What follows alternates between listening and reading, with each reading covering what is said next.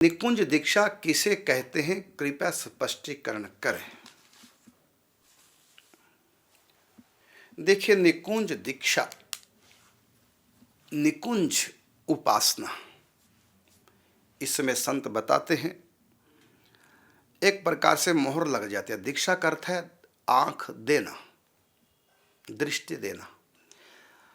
जैसे हम किसी भी देश में जाते हैं तो पहले वहाँ का वीज़ा लगता है। यदि वीज़ा नहीं लगा तो आप टिकट खरीद करके उस देश में नहीं पहुँच पाएंगे। भले आप कितने भी साधन संपन्न हैं, आप उस देश में नहीं जा सकते जब तक उस देश का वीज़ा न लग जाए। और उस देश का वीज़ा उसी देश का वासी लगाएगा जो अधिकृत है, सब नहीं। इसी प्रकार ये दीक्षा क्या है, एक प्रकार से आपको आपका वीज़ा लग जाता है। अब आप साधना के द्वारा निकुंज पहुँचे। तो इसमें दीक्षा होती है, हमारे सनातन धर्म की मूल मंत्र की दीक्षा है, शरणागति मंत्र की दीक्षा है और गोपाल मंत्र राज की दीक्षा है।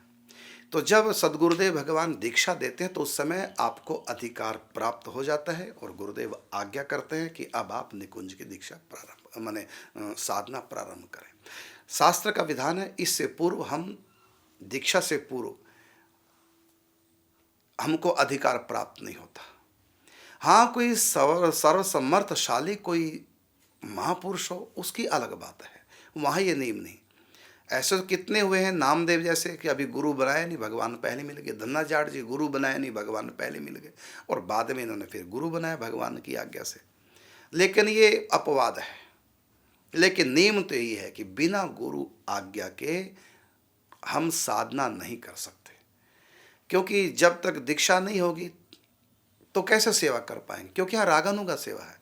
यहाँ गुरु जी अपना स्वरूप बताते हैं कि निकुंज में ये मेरा स्वरूप है और गुरु की आज्ञा से हमको उनके सानिध्य में रह कर के ही, उनके अनुगत्य में रह कर ही प्रिया प्रीतम की रसमयी सेवा करनी है।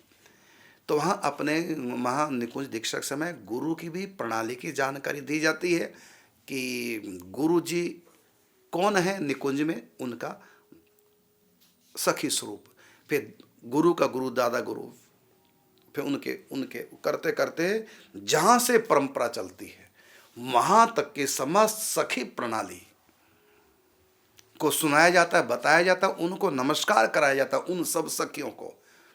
अब ये बेजा मिल रहा है और ये गुरु कृपा से होता है। तो पहले सखी आचार्यों की प्रणाली कहाँ, जहाँ से प्रारंभ होती है दीक्षा। जैसे हमारी दीक्षा हंस अवतार से प्रारंभ हुई। हंस भगवान के शिष्य हुए सनकादिक ऋषि, सनकादिकों के शिष्य हुए देवऋषि नारद जी, देवऋषि नारद जी के शिष्य श्री भगवान निम्बारकाचार्य। जैसे मृत्यु लोक पर ये संप्रदाय, इसको सनकादिक संप्रदाय पहले कहा जाता था, इस पृथ्वी पर विस्तार को प्राप्त हुआ है सुदर्शन चक्रवतार रंग देवी के भाव से भावित होकर के निकुंज की उपासना करने वाले श्री निम्बारक भगवान। तो इसलिए इस संप्रदाय का नाम इसके बाद निम्बारक, पहले इस संप्रदाय का नाम था सनकादिक संप्रदाय। ये हंस वंश है, वहाँ से लेकर गुरु तक की पूरी प्रणाली, दोनों प्रणालियाँ, सदेह प्रणाली भी जो आचार्य प्रणाली है और उसके बाद फिर सखी स्वरूप की प्रणाली उसमें दी जाती है। तो इसके बिना दीक्षा नहीं होती, पहले सखियों की प्रणाली दी जाती है, यही है अधिकार। तो उस समय सखियों को प्रणाम कराया जाता है, गुरु रूपा सखी, फिर उसकी गुरु सखी, गुरु करते करते पूरे हंस भगवान तक।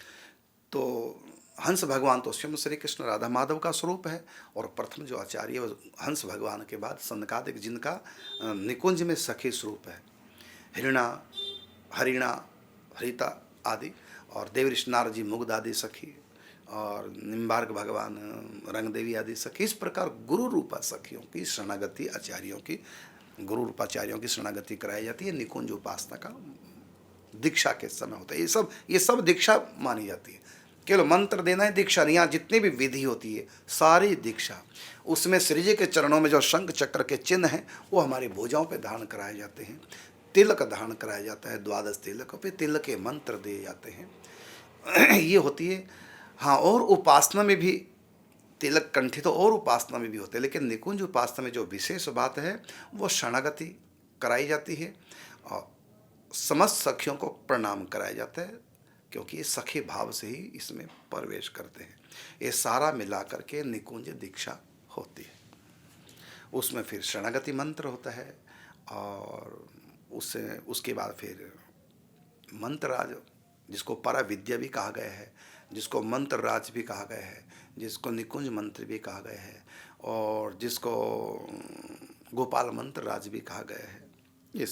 ये सब मिला करके तब दीक्षा। जैसे कंप्यूटर किसको बोलते हैं? क्या जो स्क्रीन है उसी को कंप्यूटर बोलते हैं? नहीं। क्या माउस को कंप्यूटर बोलते हैं? नहीं। तो क्या जो कीपैड होती है उसको कंप्यूटर बोलता है? कहता नहीं। तो किसको कंप्यूटर कहते हैं? सारे सिस्टम का नाम कंप्यूटर है।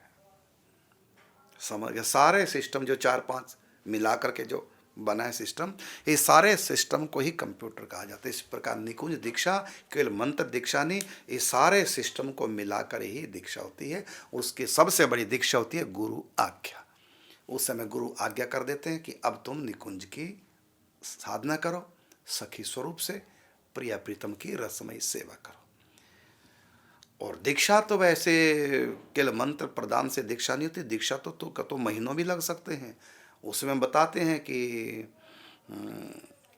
निकुंज रसधारा 8 दिन का कार्यक्रम है, उसको पूरा सुनो, समझो। बहुत बड़ी ये होती है साधना निकुंज की। और इसमें मूल मंत्र सनातन धर्म का जो मूल मंत्र है गुरु जी वो देते हैं, और कई बार केवल शरणागति मंत्र देते हैं, और कई बार ये कोई भी मंत्र देते नहीं है, केवल कहते हैं नाम जाप करो, राधे कृष्ण कृष्ण कृष्ण राधे राधे। ये सब दीक्षा है, ये भी दीक्षा है, ये नाम दीक्षा है, ये भी दीक्षा है। तो प्रारंभ में कहेंगे राधे कृष्ण कृष्ण कृष्ण राधे राधे राधे श्याम श्याम श्याम राधे राधे, या जो भी और मंत्र है, महामंत्र है, और भी कई मंत्र हैं, नाम है। तो पहले नाम दीक्षा होती है, नाम देते हैं, ये नाम करो। फिर नाम जपते जपते धीरे धीरे उसको अभ्यास कराया जाता है। एकादशी का व्रत करो, आहार शुद्ध करो। फिर उनको कई बार मूल मंत्र की दीक्षा देते हैं, और कई बार शरणागति मंत्र की दीक्षा देते हैं, कई बार दोनों मंत्रों की एक साथ दीक्षा दे देते हैं, निकुंज दीक्षा देते हैं, मतलब गोपाल मंत्र राज की दीक्षा देते हैं।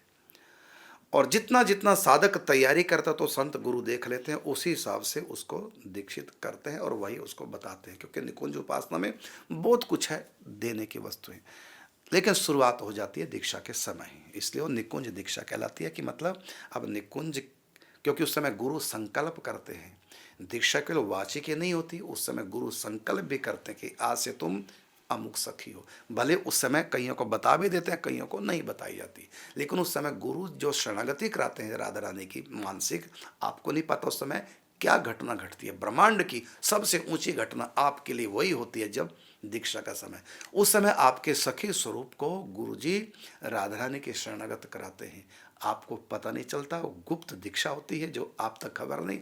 हाँ, भविष्य में आप जितनी भी तैयारी करेंगे, साधना करेंगे, फिर उतनी जल्दी से गुरु आपके सखी स्वरूप की को प्रदान कर देंगे। यद्यपि वो दीक्षा के समय ही आपको निकुंज दीक्षा दे चुके हैं, लेकिन बताते हैं जिसकी जितनी तैयारी है, जितनी जिसकी ज़्यादा लगन है, और जितनी जिसकी ज़्यादा सात्विकी श्रद्धा है, फिर गुरु जी प्रकट उसको बताते हैं।